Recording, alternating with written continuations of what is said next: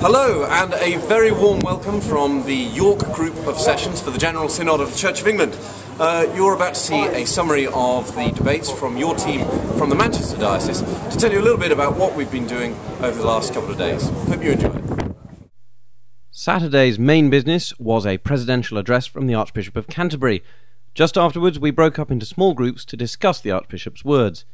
Later in the day, we discussed mission action planning for the national church, and I caught up with Bishop Nigel to see what he thought about these issues and others for the Manchester Diocese.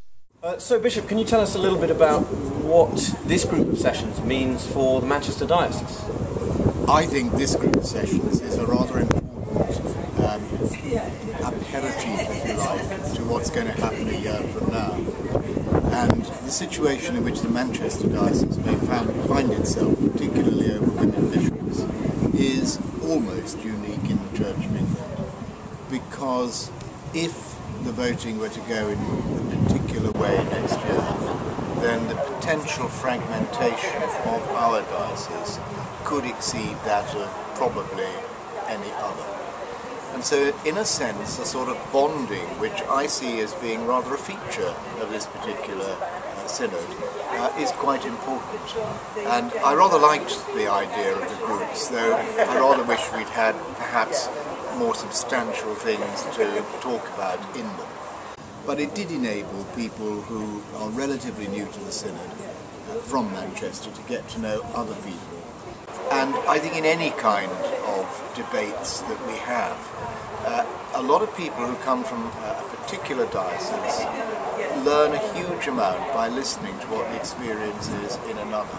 And I think that the Manchester group here representing our diocese has got quite a job to be able to persuade people from other parts of the Church of England that our exceedingly diverse diocese has a tremendous enrichment because of that. And that there are certain things that would be quite important for us not to lose, whatever way particular voting goes. We spoke about the mission and action planning for the Church of England nationally. How is that linking in with what we're doing in Manchester at the moment? It links in a lot, but I think there are dangers about that kind of approach, and we can find it in a diocese. I mean, I think in sort of mission action planning that a diocese does, it has to be headline stuff, which is relatively light touch, because it really is up to each parish to be able to interpret within that umbrella how they are taking the mission forward. And the trouble about doing something on a Church of England level is that you've then got a further tier which says every diocese must fit in with this particular kind of straitjacket, which therefore the parishes must do as well because the General Synod has told them. And you've created then a kind of bureaucracy into a situation which requires enormous freedom, energy, dynamism, etc. So what I think is important for the Church of England in its General Synod is to say we really must make sure that the old saying is, those who fail to plan to fail. And there's an element of truth in that rather slick comment about mission. So good for the General Synod in saying, we've really got to address this. We've got to get the Church of England turned round and go head on in terms of its mission. But I think there was a danger in some of the things that were being said, that the details of that mission action planning really are not appropriate for a General Synod to tell a diocesan synod to tell its parishes what to do. So, I think the principle's okay. I think the applying it into tactics, no. Well, I mean, yes, in the diocese and the parish, but not from synod to diocese. So, Sharon, you were part of the group sessions that we had on Saturday morning. Can you tell me a little bit more about what you were doing? The group work was an opportunity for us to get to know one another. It was an opportunity to discuss the Archbishop's address, in which he talked a lot about God not abandoning us, and we were asked to consider what that meant to us in our own situations where we came from, and what that meant to our communities, which is very interesting, being a very diverse group from all over the country. Because we were split up into representatives from all the different dioceses, weren't we? All different dioceses, people from different traditions, people you wouldn't normally necessarily gravitate towards for conversation over a cup of coffee or lunch.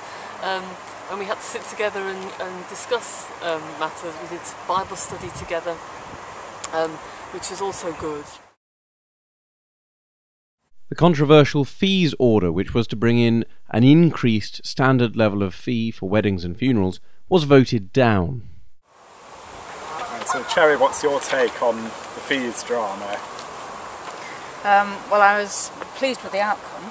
I think the representations from Manchester, Sharon's very good speech, and the amendments that you had put in, clearly signalled that this was not something that was going to go down very well in Manchester at all. So I think I guess there'll be quite a lot of relief in our diocese that it was voted down. Is that your take? Definitely. I thought Sharon spoke really well about it, and that would have helped my amendments hugely if we'd got to it. But I think it was a better outcome that it was sent away to be reconsidered and then brought back again. Yeah.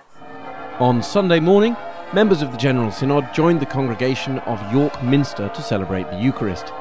Later in the afternoon, they debated the impact of increased higher education fees on the preparation of ordinands. So, John, you were sitting in on the finance debate. Anything interesting coming out of that? I didn't have a lot of issues with the actual finance report or anything like that, but one of the members, who's a deaf person, actually got up and spoke about the loss of a post for the national chaplaincy for the deaf and disabled people, and it was something that it's obviously a cut that's been included in the finances for the coming year, but wasn't actually in the report. So it's a bit underhanded sort of an action, and there was a couple of other people who then stood up in support. And one of them was the Archdeacon of Rochdale? The Archdeacon of Rochdale. So, Michael, later, just after you spoke, we had a motion put forward by the London Diocese that asked the Archbishop's Council to look into the possibility of changing the way we elect the House of Laity for the Diocesan Synod and for the General Synod. Yeah, that was a strange motion coming up this time.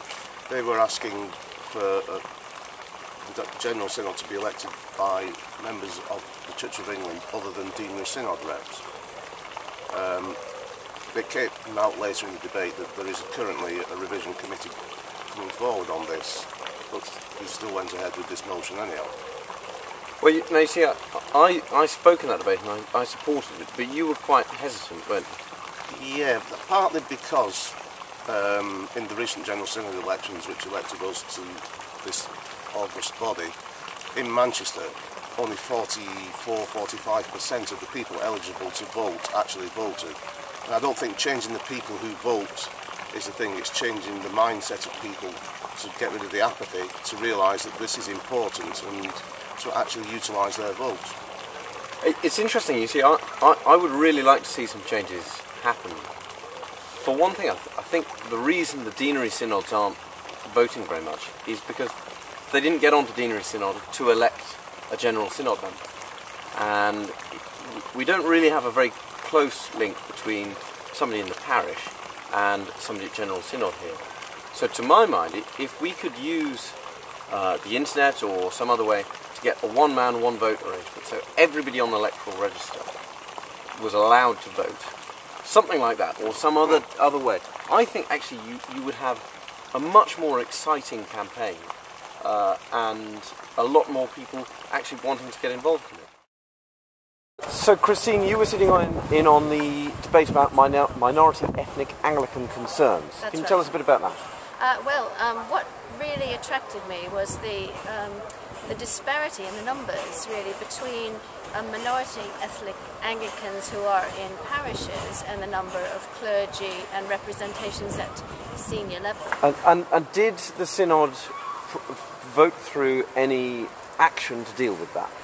Yes, what they want to do is actually, there have been good intentions for 20 years, lots of good reports.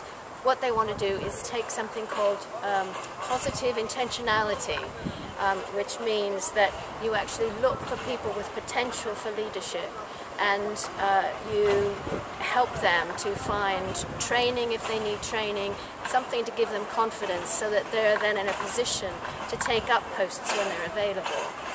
So that's it from General Synod here at the University of York. Over the next couple of weeks and months we'll be coming around to have a discussion about what went on in these debates, and also to talk about the next group of sessions, which will be happening in February. Hope you've enjoyed it. Do let us know what you think.